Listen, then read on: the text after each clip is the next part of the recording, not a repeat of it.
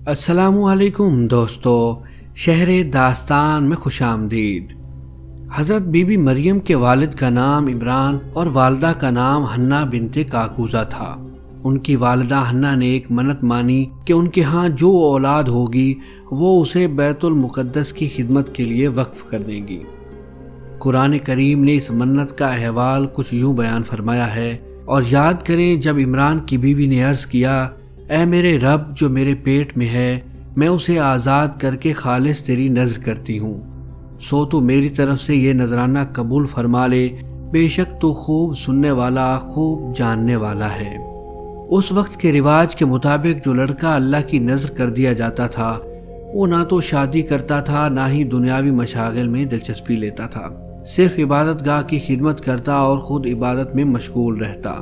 Be be مریم کی والدہ نے بیٹے کے عطا کرنے کی دعا اس لیے کی تھی کہ رواج کے مطابق عبادت گاہ کی خدمت کے لیے صرف لڑکوں کو قبول کیا جاتا تھا، لڑکیوں کے لیے اجازت نہ تھی۔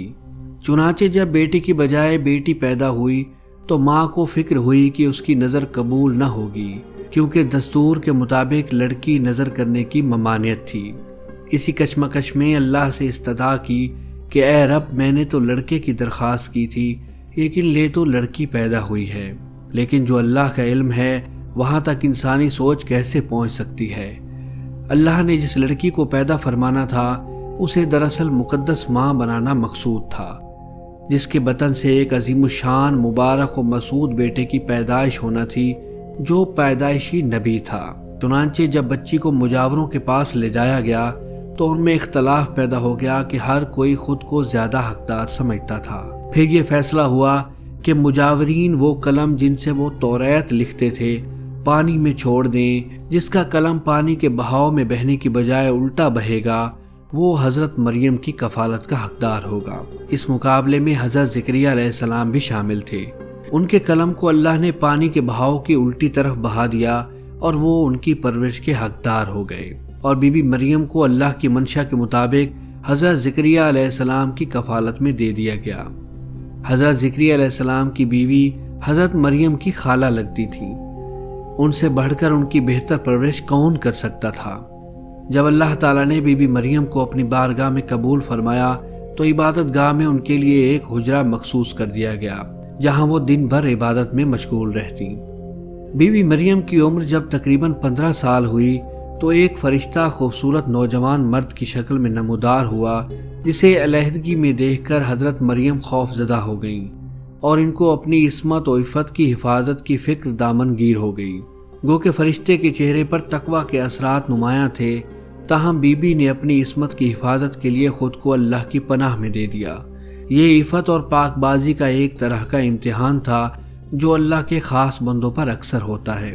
اس شخص سے کہا کہ وہ وہاں سے چلا جائے۔ ان کی پریشانی دیکھ کر نوجوان نے کہا کہ گھبرانے کی ضرورت نہیں، میں انسان نہیں بلکہ اللہ کی طرف سے بھیجا ہوا ایک فرشتہ ہوں۔ آنے کی وجہ بتاتے ہوئے فرشتے نے کہا کہ آپ کو ایک پاکیزہ اور مبارک بچے کی ولادت کی خوشخبری دینے آیا ہوں۔ اس سے پہلے اللہ تعالیٰ حضرت آدم علیہ السلام کو ماں اور باپ دونوں کے بغیر پیدا فرما چکا ہے، اور حضرت حوا سلام اللہ علیہا کو صرف مرد کے وجود سے پیدا فرمایا گیا۔